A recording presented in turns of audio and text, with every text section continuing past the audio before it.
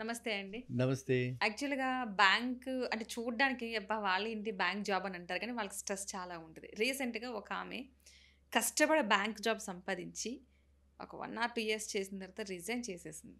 అంటే ఎంత స్ట్రెస్ లోపల ఉంటదనేది దాన్ని బట్టి అర్థమవుతుంది అందరికి. కరెక్ట్. నిజంగా ఇప్పుడున్న టెక్నాలజీ అంటే అప్పట్లో మీరు రికార్డ్స్ మెయింటైన్ చేయాల్సొచ్చేది. ఇప్పుడు ఆల్రెడీ సిస్టమ్స్ వచ్చినియి బాగా. సిస్టమ్స్‌లో అన్నీ రికార్డెడ్ అన్నీ ఎవ్రీథింగ్ రికార్డెడ్ ఉంటది. సీసీ కెమెరా అప్పట్లో మరి ఉందో లేదో అనేది నాకు లేదు, తెలీదు. లేదు, లేదు. మేబీ ఉండకపోవచ్చని అనుకున్నాను. ఈ అవును. టెక్నాలజీ తర్వాత వచ్చింది అవును, కాబట్టి. అవును. వితిన్ సెకండ్స్‌లో ఏదైనా సరే ఫోన్ త్రూ మీకు అప్పుడు ల్యాండ్ నంబర్‌కి చేసి లెటర్స్ పంపించే అంత టైం ఉంది. ఇప్పుడు అంత లేదు. లేదు. సెకండ్స్‌లో అయిపోతుంది ఇప్పుడు అన్నీ. ఇప్పుడున్న టెక్నాలజీలో బ్యాంక్ జాబ్ అనేది నిజంగా స్ట్రెస్సా? లేకపోతే వాళ్ళు కన్వే చేసుకోవడంలో ఇబ్బంది పడుతున్నారా కొత్త వాళ్ళు? ఇప్పుడు కొత్త వాళ్ళు ఏంటంటే చాలా కాంపిటీటివ్‌నెస్ చాలా పెరిగిపోయింది. అవును. మనం ఒక వీడియోలో ఐ థింక్ చిన్నపిల్లల మనస్తత్వం గురించి చెప్పుకున్నప్పుడు హ్మ్. పేరెంట్స్ కూడా మారాలి. వాళ్ళ మనస్తత్వాన్ని బట్టి మనము పేరెంట్స్ వాళ్ళ అభిరుచిని బట్టి చదివించాలని చెప్పుకోవడం జరిగింది. అవును. ఇప్పుడు అదే విధంగా వీళ్ళు కాంపిటీటివ్ ఇందాక చెప్పా మనకి మన కంపార్ట్మెంట్లో చూసుకుని మన విండోలో మనం మన గదిలో మనం చూసుకుంటూ ఉంటే ఆనందంగా ఉంటారు. పక్క వాళ్ళు ఏదో అచీవ్ అయిపోతున్నారు, వాళ్ళు నాకు మించిపోతారేమో అని చెప్పి అండ్ ఓవర్గా నేనేదో నెంబర్ 1 అయిపోవాలని చెప్పి హ్మ్. కొంతమందికి ఇది కూడా ఉంటుంది. Okay. Always I should be topper. హ్మ్.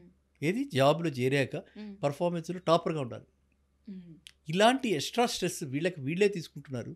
అలా తీసుకుని కూడా ఇలాంటి కష్టాలకి గురి అయిపోయి ఒక స్టేజ్ వచ్చేస్తుంది. వాళ్ళు దే కెనాట్ యాక్సెప్ట్.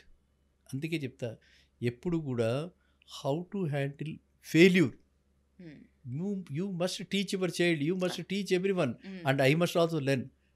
ఇంతమంది మరి ట్రోలింగ్ చేస్తూ ఉంటారు మన వీడియోస్ చూసి. హ్మ్. ఏమైనా చూసి నవ్వుకుంటా. హ్మ్. అబ్బాయి నేను హర్ట్ అయిపోతున్నానా, బాధపడుతున్నానా, మళ్ళీ రాగలనా, మీరు పిలిచినా రారు కదా. రాలేగు.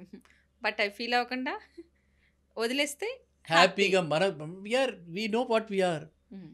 డూ ఐ నీడ్ ఎనీ అవును. Certification from you or from anyone? Hmm. అక్కర్లేదు కదా. సో ఆ విధంగా మనం ఆ యాటిట్యూడ్ డెవలప్ చేసుకోవాలి. యెస్. అది ఆ కాన్ఫిడెన్స్ డెవలప్ చేసుకోవాలి. ఇప్పుడు సపోజ్ నీకు కాలేదు, నువ్వు అదే ర్యాంకులో ఉండిపోయావు, ఏమైంది ఏమైంది అవును. So what? ఎంతోమంది ఉద్యోగాలే లేక బాధపడుతున్న ఈ రోజుల్లో నువ్వు ఒక బ్యాంకులో ఉద్యోగం చేస్తూ నీకు ఏదో అచీవ్ కాలేదని చెప్పి, లేకపోతే ఏదో బాస్ తిట్టాడని చెప్పి, లేకపోతే ఇంకోళ్ళు ఎవరో అవమానించారని చెప్పి ఎంతోమంది ఉంటారు, సాడిస్ట్స్ ఉంటారు చాలామంది. బాగా. ఇప్పుడు నేను మీకు చెప్తే ఆశ్చర్యపోతారు. బ్రహ్మాండమైన ర్యాంక్ వచ్చిన తర్వాత కూడా even if you become topper also you got it because of me అంటాడు బాస్. అలాంటి బాసులు ఏమంటాం? యూ గాట్ ఇట్ ఏమనరు. Because of my mentoring.